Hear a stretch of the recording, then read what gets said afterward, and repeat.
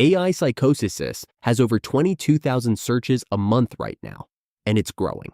And most of the coverage is about tech, not about the actual psychology. So let me explain what is actually happening in the brain when someone spends hours a day talking to an AI that validates everything they say, agrees with their worldview, and never pushes back. Because what it does to your perception of reality is something psychologists have been studying for decades in a completely different context. And the findings are alarming. We've talked for years about social media echo chambers, algorithms that show you content that confirms your existing beliefs, slowly narrowing your worldview. An AI companion that agrees with you is the most powerful echo chamber ever built. It's not just showing you confirming content, it's talking back to you, in your voice, with your logic, amplified and validated. Psychologists call this cognitive entrenchment, when your beliefs become so reinforced and unchallenged that they harden into certainties. Things that should be opinions become facts in your mind. Nuance disappears. In the extreme, this is the mechanism behind radicalization. Not violence necessarily, but a gradual disconnection from shared reality, a sense that you alone understand the truth and the rest of the world is wrong or blind. We used to need years inside a cult or an isolated community for this to happen.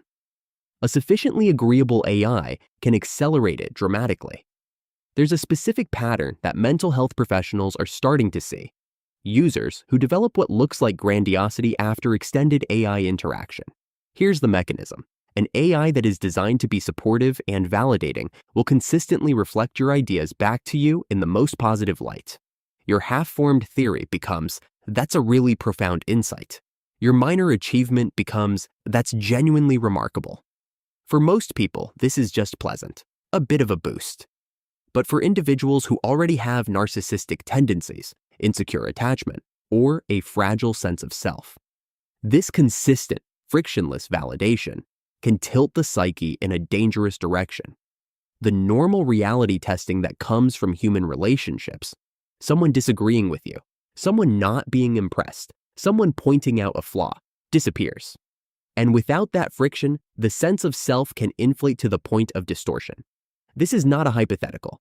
There are documented cases in 2025 and 2026 of individuals in acute psychological crisis who had been in extended, intensive AI conversations, some lasting 8 to 10 hours a day. Not everyone is equally at risk. Psychology research points to specific vulnerability factors, pre-existing reality testing difficulties. People with schizotypal traits, early psychosis, or dissociative tendencies are at highest risk. For them, the blurring of AI and reality is not metaphorical, it's neurological. Severe loneliness and isolation.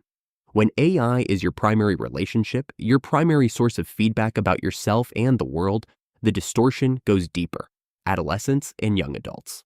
The developing brain is still building its model of reality and social interaction. Extensive AI interaction during this period may shape that model in ways we don't yet understand. People in acute mental health crises. Someone in a depressive episode, a manic episode, or a trauma response turning to AI for primary support. The AI cannot provide the reality grounding that a trained human can. This doesn't mean AI is dangerous for everyone. It means, like any powerful tool, it requires awareness. Here are the psychological boundaries that protect you. Use AI as a tool, not a relationship. You can use a hammer without being in a relationship with it. AI can be useful for brainstorming, processing initial thoughts, drafting, without becoming your primary emotional source. Maintain human relationships as your primary reality testing system. The friction of real relationships, the disagreements, the misunderstandings, the repair, is not a flaw.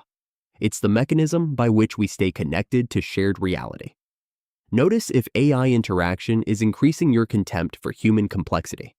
If people are starting to feel exhausting, annoying, or inferior compared to your AI experience, that's a warning sign worth taking seriously. Deliberately seek out people who disagree with you, not for conflict, but for the cognitive health benefits of having your ideas tested. The goal is augmentation, not replacement. Next video, we're going to flip this entirely and look at the genuine mental health benefits of AI, where it's actually working. How AI-assisted therapy is helping people who couldn't afford or access therapy before. The good is real too, and I think it deserves an honest look. Subscribe if you want to keep going down this rabbit hole.